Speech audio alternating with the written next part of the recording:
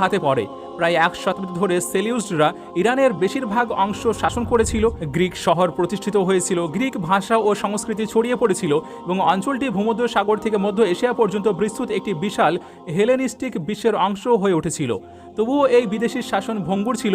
সেলিউডস রাজারা তাদের দূরবর্তী পূর্ব অঞ্চলগুলো নিয়ন্ত্রণ করতে হিমশিম খাচ্ছিল এবং স্থানীয় ইরানি ঐতিহ্য ও পরিচয়গুলো পৃষ্ঠের নিচে টিকেছিল। খ্রিস্টপূর্ব ৩য় শতাব্দীর মাঝামাঝি নাগাদ উত্তর পূর্বে একটি নতুন ইরানি শক্তির উত্থান শুরু হয়, যা শেষ পর্যন্ত পার্থিয়ান সাম্রাজ্য প্রতিষ্ঠা করবে। পার্থিয়ানরা মূলত মধ্য এশিয়ার পারানি নামক যাযাবর ইরানি জাতি ছিল।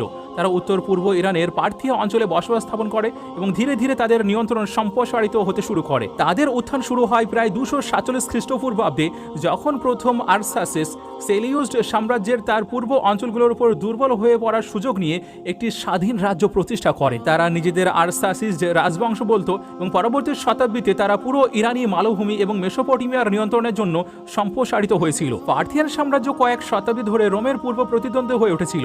তারা রোমান সম্প্রসারণ রুখে দিয়েছিল এবং সিল্ক রোডের অংশ সহ প্রধান বাণিজ্য পথগুলোর উপর নিয়ন্ত্রণ বজায় রেখেছিল। আপনাদেরকে জানিয়ে রাখি, পার্থিয়ান শাসন ছিল বিকেন্দ্রীভূত, যা অভিজাত পরিবার এবং আঞ্চলিক স্থায়িত্ব শাসনের উপর নির্ভরশীল ছিল।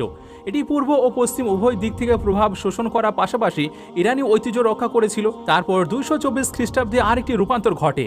আরদাশির নামক একজন পারস্য অভিজাত শেষ পার্থিয়ান শাসক চতুর্থ আর্তাবানাসকে ক্ষমতাচ্যুত করেন এবং সাসানীয় সাম্রাজ্য প্রতিষ্ঠা করেন। সাসানিয়াদের অধীনে ইরান আবারও একটি উচ্চ কেন্দ্রীভূত এবং শক্তিশালী রাষ্ট্রে পরিণত হয়। জোরোয়াস্ট্রিয়ানিজমকে সরকারি ধর্ম হিসেবে প্রতিষ্ঠা করা হয় এবং পারস্য শিল্প, স্থাপত্য ও পাণ্ডিত্য বিকশিত হয়। সাসানীয়রা রোমান এবং পরবর্তীকালে বাইজান্টাইন সাম্রাজ্যের বিরুদ্ধে দীর্ঘ ও ক্লান্তিকর যুদ্ধ করেছিল। সাসানীয় এবং রোমান যুদ্ধ ৪০০ বছরেরও বেশি সময় ধরে চলেছিল।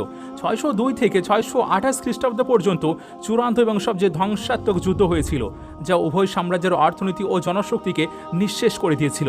ঠিক এই মুহূর্তে আরব থেকে এক নতুন শক্তির উত্থান ঘটে। ৬৩০-এর দশকের শুরুতে মুসলিম আরব বাহিনী সাসানীয় অঞ্চলে অগ্রসর হয়। কাসিদিয়া ও নাহাভান্দ এর চূড়ান্ত যুদ্ধে পারস্য সেনাবাহিনী পরাজিত হয়।